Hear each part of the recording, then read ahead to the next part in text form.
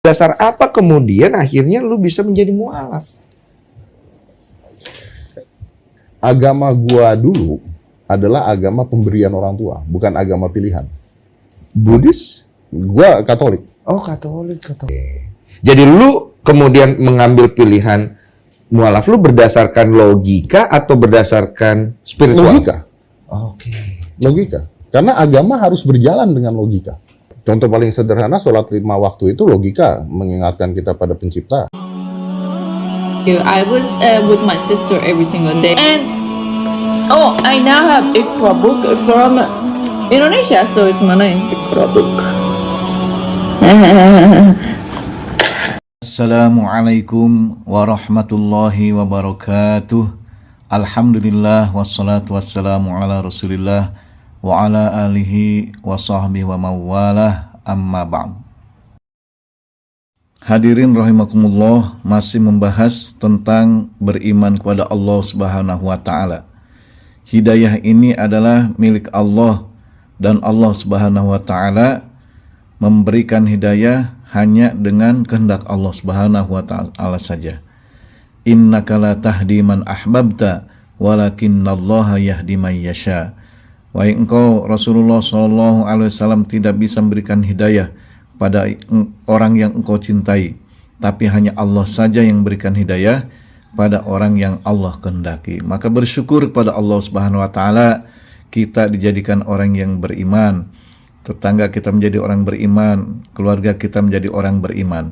Menjadi orang yang beriman itu adalah sesuatu yang sangat berharga dan merupakan perdagangan yang tidak akan ada ruginya, untung selamanya.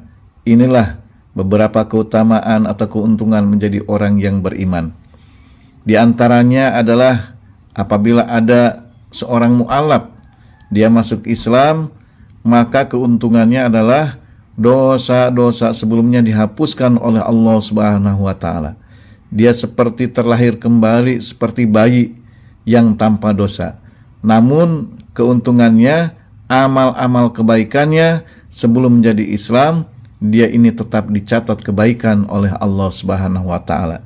Sebelum Islam mungkin sering menolong pada orang tuanya, sebelum Islam sering menolong kepada saudara-saudaranya, mentraktir makanan, berbuat kebaikan, maka kebaikan-kebaikan sebelum menjadi Islam ini tetap dicatat kebaikan oleh Allah Subhanahu wa taala.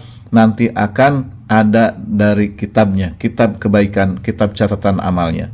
Maka luar biasa maha adil Allah Subhanahu wa taala ini, apabila berbuat kebaikan dituliskan 10 kali lipat. Apabila berbuat keburukan maka ditangguhkan dulu apakah dia tobat atau tidak. Apabila dia tobat selama 3 hari tangguhkan, apabila tobat tidak dituliskan keburukan.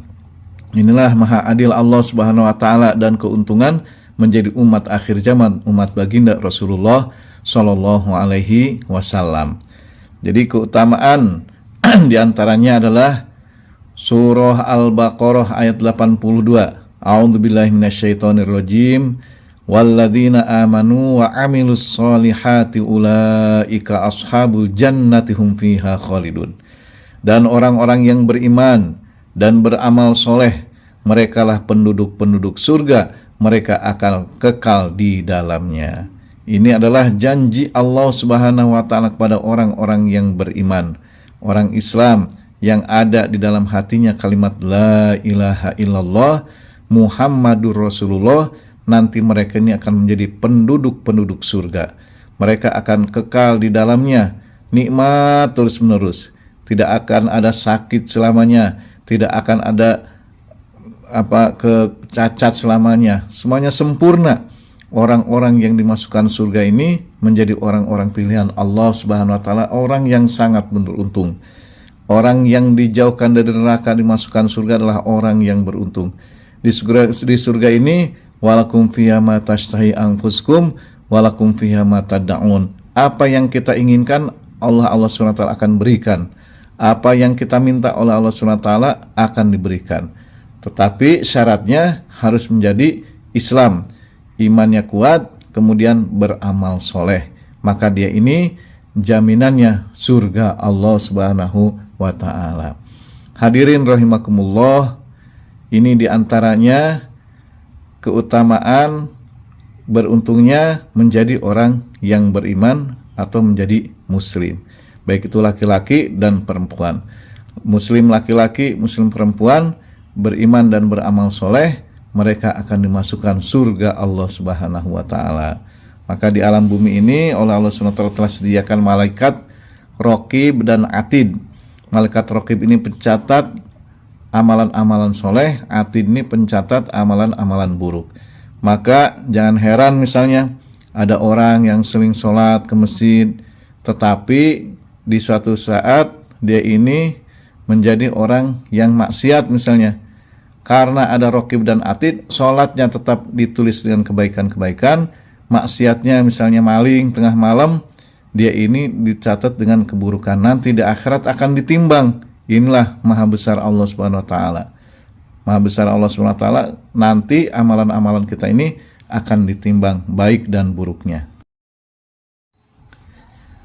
Keutamaan yang selanjutnya yaitu firman Allah Subhanahu wa Ta'ala, وَبَشِّرِ الَّذِينَ آمَنُوا وَعَمِلُوا الصَّالِحَاتِ أَنَّ لَهُمْ جَنَّاتٍ تَجْرِي مِنْ تَحْتِهَا الْأَنْهَارُ.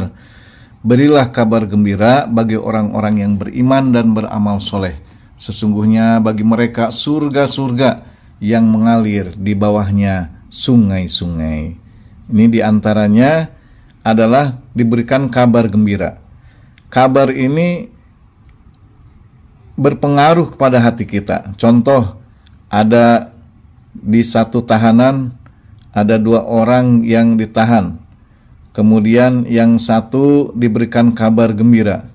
Wahai Fulan, engkau besok seminggu lagi akan dibebaskan karena engkau terbukti tidak bersalah.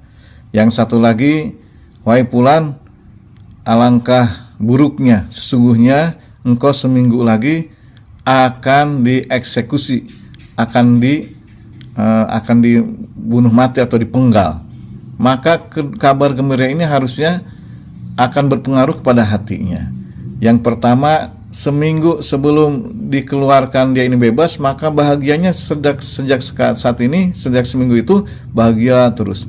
Sebaliknya yang orang akan dieksekusi mati ini, maka dia ini akan gundah gulana, akan gelisah, akan merana dan lain sebagainya, karena akan mendapatkan, itu baru mendapatkan kabar. Nah, inilah orang-orang beriman ini harus bergembira setiap hari. Karena apa? Karena diberikan kabar gembira. Yang mu'alaf, yang baru masuk Islam harus gembira, karena Allah SWT telah memberikan kabar gembira. Sesungguhnya bagi orang beriman dan beramal soleh, mereka akan masuk surga. Yang sifat surga diantaranya adalah mengalir di bawahnya sungai-sungai. Kullama ruziqu minha min thamarati rizqan qalu hadzal ladzi ruziqna min qablu wa utubihi mutasyabiha. Kemudian setiap diberikan rizki dari buah-buahan, maka mereka berkata, ini adalah buah-buahan yang kita makan di dunia. Min qablu, yang makan di dunia, ada duren, ada jeruk, ada anggur, ada pepaya, ada mangga, ada lain sebagainya yang di dunia. Walahum fiha watubihi mutasyabihan. Seperti itu juga ada buah-buahan yang memang tidak ada di dunia. Rasanya pasti berbeda dan lebih nikmat 70 kali lipat. Walahum fiha azwajum mutahharatu wa hum fiha khalidun. Dan di dalamnya, di dalam surga tersebut bagi orang-orang yang beriman yang laki-laki ini akan diberikan bidadari-bidadari. Paling sedikit orang yang masuk surga ini akan diberikan 70 bidadari. Bidadari yang surga.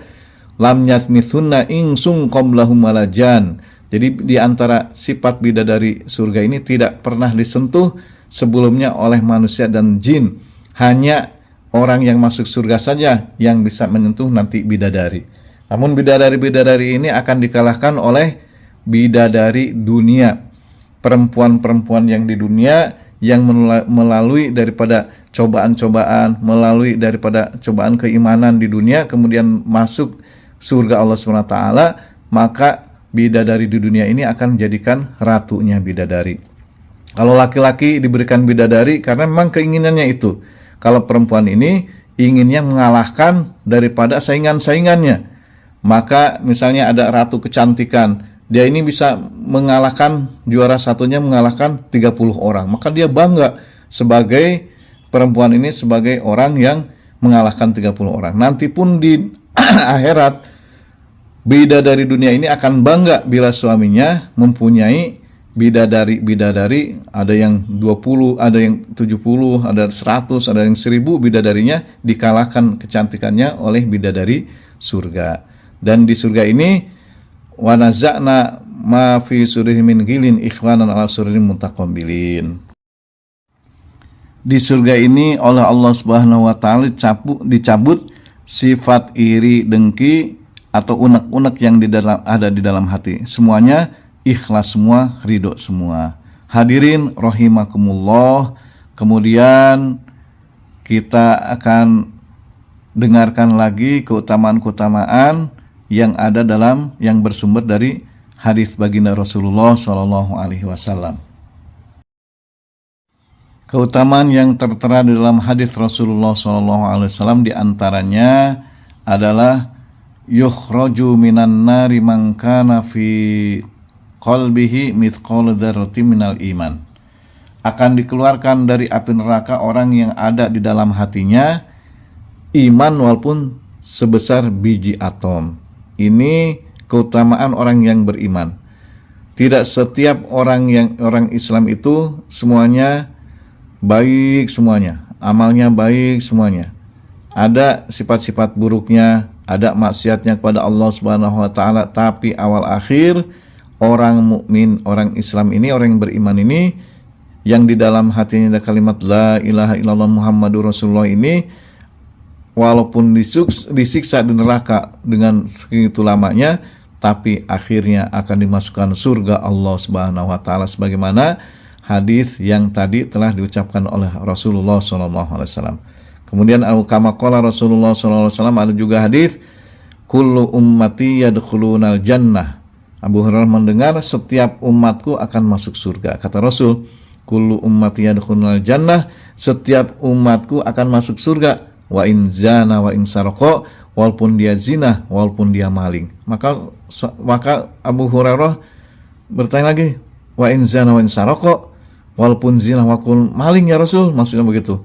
Wa in zana wa in sarqa, walaupun zina walaupun maling, tetap umatku itu akan masuk surga. Itulah pembeda antara orang mukmin dengan orang yang nonis atau non Islam. Keutamaan orang mukmin ini, tapi kita na'udzubillah min dzalik ya, jangan sampai masukin neraka. Karena hadis Rasul, ittaqun naro walau bisyikki tamratin, takutlah kepada api neraka walaupun kamu bersedekah hanya sebutir biji kurma. Maksudnya jangan kita ini enggan, malu walaupun bisa sedekah sedikit, karena itu akan memadamkan api neraka. Kemudian hadis selanjutnya, man mata wa huwa ya'lamu annahu la ilaha illallah dakhalal jannah. Barang siapa yang mati dia ini meyakini bahwa tidak ada yang berhak disembah kecuali Allah, maka dia dijamin masuk surga. Jadi masuk surga ini syaratnya beriman, syaratnya tidak syirik, tidak menyekutukan Allah Subhanahu wa taala. Ini meyakini ini bahwa yang telah dibahas, yang maha memberikan rezeki Allah, yang maha menghidupkan Allah, yang memberikan kehidupan kebahagiaan ini adalah Allah Subhanahu wa taala, yang memberikan rahmat Allah Subhanahu wa taala. Yakin betul, kemudian mati dalam keadaan beriman, dia ini dijamin masuk surga. Ada lagi hadis, man kana akhiru kalamihi la ilaha illallah dakhalal jannah. Barang siapa di akhir hayatnya mengucapkan kalimat la ilaha illallah, artinya tidak syirik, maka dijamin masuk surga Allah Subhanahu wa taala. Inilah di antara beberapa keutamaan menjadi orang yang beriman. Jadi hidup kita yang sesungguhnya ini bukan di dunia. Di dunia ini darul imtihan, tempatnya ujian. Maka ujian terus isinya. Kesusahan terus isinya. Problema terus isinya. Memang ujian bagi kita. Semakin kita tinggi kelasnya, semakin banyak ujiannya. Semakin tinggi kelasnya, semakin banyak ujiannya. Terus akan diuji terus oleh Allah SWT. Ya Allah, kok saya ini diuji terus? Saya ini susah terus. Memang di dunia ini ujiannya begitu. Tapi ujian ini bisa diselesaikan juga oleh Allah Subhanahu wa taala. Jadi intinya bagaimana kita dekat dengan Allah, maka oleh Allah Subhanahu wa taala ujian ini akan diselesaikan juga dengan izin Allah Subhanahu wa taala, sehingga kita bisa masuk surga Allah Subhanahu wa taala bersama-sama. Nah, ini diantaranya keutamaan-keutamaan menjadi orang Islam. Jadi bersyukur bagi orang yang baru masuk Islam, bagi mu'alaf telah terselamatkan dari murka Allah Subhanahu wa taala. Udah pernah satu hikayat atau satu kisah ketika Rasulullah SAW ada seorang anak Yahudi. Beliau ini sering datang membantu Rasulullah SAW. Sudah usia balik, beliau cucikan pakaiannya, beliau bersihkan dapurnya, beliau bersihkan rumahnya, beliau bersihkan halaman Rasulullah SAW. Suatu saat si anak orang Yahudi ini sakit. Ketika sakit, maka dijenguklah oleh Rasulullah SAW. Bapaknya masih seorang Yahudi, agama Yahudi. Kemudian Rasul mengajak anak tersebut untuk masuk Islam. Ketika diajak masuk Islam, maka anak seorang Yahudi itu melihat ayahnya. Melihat ayahnya berisyarat, maka kata ayahnya, "Ati Abul Qasim." Ikutilah Abu Qasim. Abu Qasim itu Nabi Muhammad SAW karena mempunyai anak namanya Qasim. Ati Abul Qasim, ikutilah Abul Qasim. Maka anak seorang Yahudi itu bersyahadat, asyhadu an la ilaha illallah wa asyhadu anna Muhammadar Rasulullah. Setelah tidak lama dari itu, sakaratil maut, kemudian meninggal dalam keadaan Islam. Hanya 5 menit saja syahadat, kemudian meninggal dalam keadaan Islam. Apa Rasulullah SAW mengatakan? Alhamdulillahilladzi anqadhahu minan nar. Segala puji bagi Allah yang telah menyelamatkan dia dari api neraka. Jadi masuk Islam ini intinya selamat dari api neraka yang akan menyiksa secara dahsyat luar biasa. Hadirin rahimakumullah, inilah beberapa keutamaan-keutamaan menjadi orang Islam, menjadi orang beriman dan beramal soleh. Sebaliknya, bagi orang yang tidak mau beriman kepada Allah Subhanahu wa taala, mendustakan pada ayat-ayat Allah Subhanahu wa taala, maka kerugian dan kesengsaraan bagi mereka yang tidak mau beriman pada Allah Subhanahu wa taala. Allah Subhanahu wa taala berfirman dalam surah Al-Baqarah ayat 39, "Walladzina kafaru wa kadzdzabu biayatina." Dan orang-orang yang kafir dan mendustakan dengan ayat-ayat kami, ulaika ashabun nar, merekalah penduduk-penduduk neraka, hum fiha khalidun, mereka kekal di dalamnya. Na'udzubillah min dzalik. Inilah kesengsaraan yang tiada taranya. Dia ini akan mendapatkan siksaan yang terus-menerus, menempaknya unlimited, tidak ada waktu berhentinya, terus-menerus. Luar biasa. Orang-orang yang kafir menentang Allah Subhanahu wa taala, dia ini akan disiksa selama-lamanya di neraka Allah Subhanahu wa taala. Neraka yang paling bawah adalah neraka bagi orang-orang munafik. Orang munafik ini menyatakan iman dalam mulutnya, tetapi hatinya kafir, tidak mau beriman pada Allah Subhanahu wa taala. Jadi kesengsaraan yang luar biasa. Maka dalam satu ayat, "Faman zuhziha 'anil nar wa udkhilal jannata faqad faz", barang siapa yang diselamatkan dari neraka dan dia ini masuk surga Allah Subhanahu wa taala, dialah orang yang akan mendapatkan kemenangan, yaitu orang yang bahagia. Sebaliknya akan mendapat kerugian yang besar bagi orang yang dimasukkan neraka Allah Subhanahu wa taala. Mungkin di dunia ini kita mendengar surga, neraka biasa-biasa saja. Tapi nanti di alam mahsyar nanti, di alam akhirat nanti, ini adalah luar biasa. Luar biasa yang jangan sampai kita ini memasuki neraka. Dalam Al-Qur'an, a'udzubillahi minasyaitonirrajim, qu anfusakum wa ahlikum nar. Jagalah dirimu dan keluargamu dari api neraka. Kalau kita misalnya dalam keadaan single, jaga kita ini jangan sampai masuk neraka. Kalau kita dalam berkeluarga, jaga kita dan keluarga kita dari api neraka. Nanti ada kiat-kiatnya bagaimana supaya di rumah ini ada hidup amalan seperti amalannya para sahabat dan sahabiah Rasulullah Shallallahu Alaihi Wasallam. Rumah ini bagaimana, di masjid ini bagaimana. Nanti insya Allah ada selanjutnya tip-tipnya bahwa di rumah ini, rumah orang muslim ini jangan jadikan misalnya bioskop, jangan dijadikan hanya hotel saja, restoran. Bagaimana di rumah ini ada amalan-amalan, diantaranya amalan dakwah ilallah, ada di dalamnya ini amar ma'ruf nahi munkar. Apabila ada yang maksiat ditegur, apabila ada yang mau berbuat kesalahan ditegur, itu ada amar ma'ruf nahi munkar. Kemudian ada taklim wa ta'lum di rumah ini, bagaimana suasana hidup, suasana pengajian Al-Quran, pengajian hadis-hadis Rasulullah SAW. Kemudian ada zikir, ada ibadah. Di rumah ini dijadikan tempat untuk berzikir, tempat untuk beribadah. Kemudian ada khidmat, melayani sesama anggota keluarga tersebut. Mudah-mudahan Allah SWT menjauhkan kita, keluarga kita, tetangga kita, umat pada saat ini semuanya dari api neraka Allah Subhanahu wa taala. Ada lagi ancaman bagi orang yang tidak mau beriman pada Allah Subhanahu wa taala dan Rasulnya. Kita dengarkan ayat berikut ini.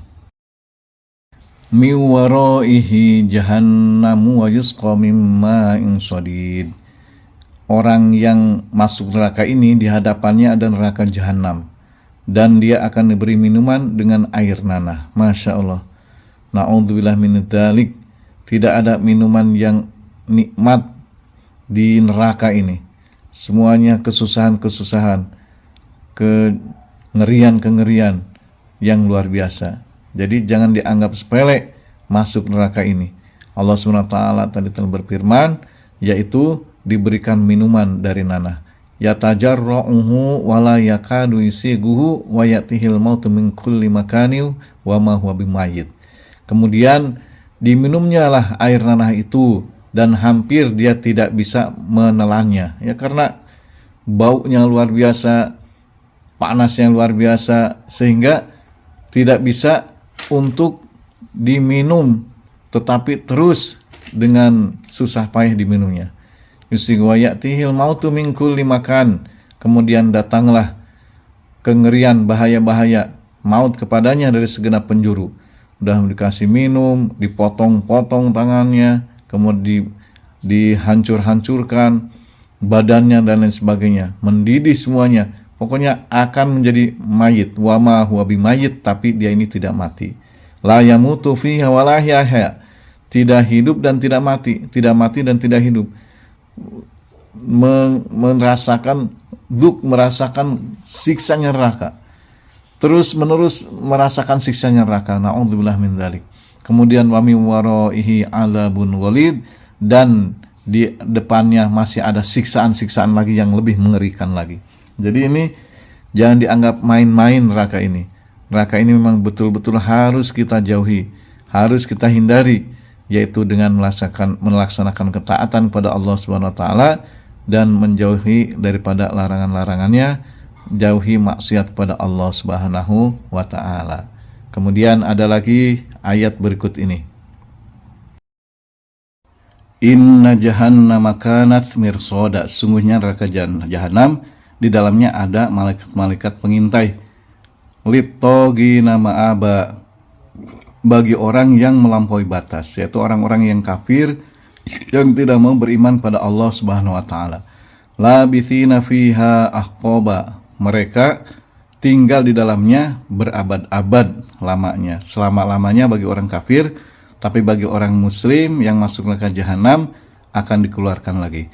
La yadzuquna fiha bardaw wala syaroba, mereka di dalamnya tidak akan merasakan kesejukan dan tidak pula mendapatkan minuman. Ada minuman dari air panas, nanah dan mendidih.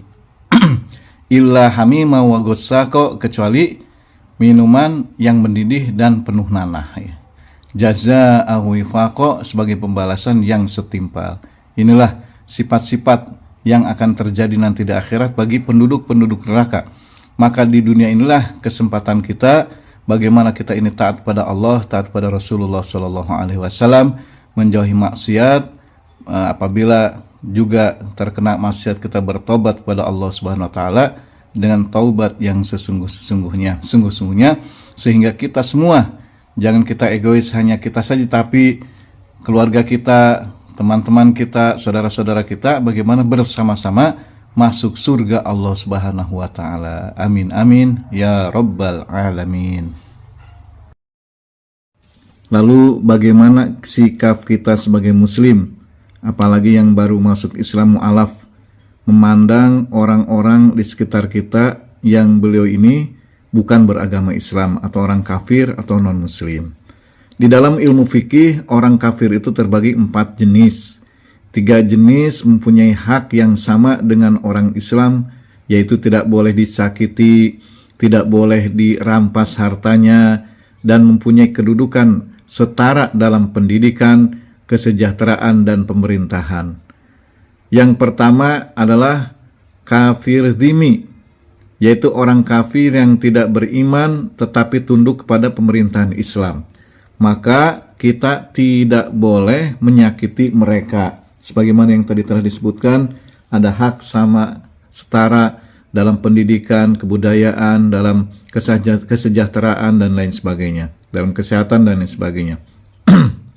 Jadi ini ada hak yang setara. Tidak boleh disakiti. Man ada dimian faqad adani, man adani faqad adallah. Barang siapa menyakiti kafir dhimmi, maka seperti menyakitiku, kata Rasul. Jadi ini tidak boleh disakiti. Rasul pun ketika di Madinah, tetangganya ini ada Yahudi, ada Nasrani, biasa saja, ya biasa. Tapi dakwah tetap dijalankan. Adapun hidayah milik Allah SWT. Yang kedua, kafir musta'man, yaitu orang kafir yang minta perlindungan keamanan atau suatu politik kepada pemerintahan Islam. Jadi ada kafir musta'man. Dia ini tidak mau masuk Islam, tapi meminta perlindungan kepada pemerintahan Islam. Maka orang kafir ini tidak boleh disakiti, tidak boleh diganggu. Intinya.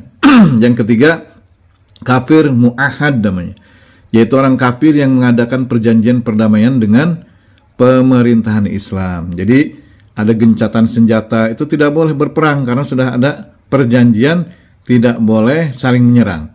Ada perjanjian saling berdamai.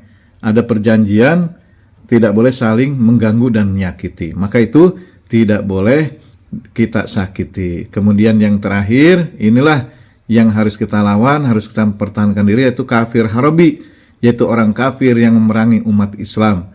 Maka bagi orang Islam yang balik berakal wajib melawan dan mempertahankan diri, keluarga, bangsa, dan agamanya. Ya, jangan sampai karena kekuatan umat Islam kurang, nanti akan dibantai habis-habisan oleh suku barbar waktu di Baghdad. Di Baghdad ini suku barbar ini membunuh siapa saja, membunuh dengan merajalela. Anak kecil dibunuh, orang tua dibunuh, tidak ada perangnya. Semua umat Islam dibunuh semuanya. Itu suku barbar itu, orang kafir harbi. Tapi karena kekuatan umat Islam kurang, maka hampir habis di Baghdad tersebut. Kecuali suku barbar itu kalah oleh orang Indonesia, karena di Indonesia ini banyak pegunungan, jadi tidak bisa menang di daratan Indonesia. Tapi kalau di daratan luas begitu di padang pasir, mereka ini menang merajalela. Masya Allah. Jadi kenapa kita harus mempertahankan diri? Ya jelas diri kita harus selamat, tidak dizolimi. Anak istri kita juga jangan sampai dizolimi. Negara kita jangan sampai dizolimi. Bangsa dan negara, keluarga, kemudian agama terutama jangan sampai dirampas oleh orang-orang kafir harbi. Demikian, semoga Allah SWT memberikan kemudahan-kemudahan kepada kita, supaya kita ini bisa mengamalkan, kita bisa meyakini sungguh-sungguhnya dengan sesungguh-sungguhnya, dan semuanya kita masuk surga Allah SWT bersama-sama. Amin, amin, ya Rabbal Alamin. Dasar apa kemudian akhirnya lu bisa menjadi mu'alaf? Agama gua dulu adalah agama pemberian orang tua, bukan agama pilihan. Buddhis? Gua Katolik. Oh, Katolik. Jadi lu kemudian mengambil pilihan mu'alaf lu berdasarkan logika atau berdasarkan spiritual? Logika. Oke. Logika. Karena agama harus berjalan dengan logika. Contoh paling sederhana, sholat 5 waktu itu logika mengingatkan kita pada pencipta. Iya. cerita-cerita di Quran dan sebagainya, menurut gue banyak sekali logikanya tuh banyak. Gue tidak mengatakan agama gue yang sebelumnya itu jelek atau buruk ya. Gue mengatakan semua agama itu baik. Oke, gitu. Semua agama baik. Ya. Gitu. Tapi benar tidaknya agama kan tergantung pribadi masing-masing. Iya. Menurut lu ya agama lu yang paling benar. I was with my sister every single day, and I now have Iqra book from Indonesia, so it's mana Iqra book.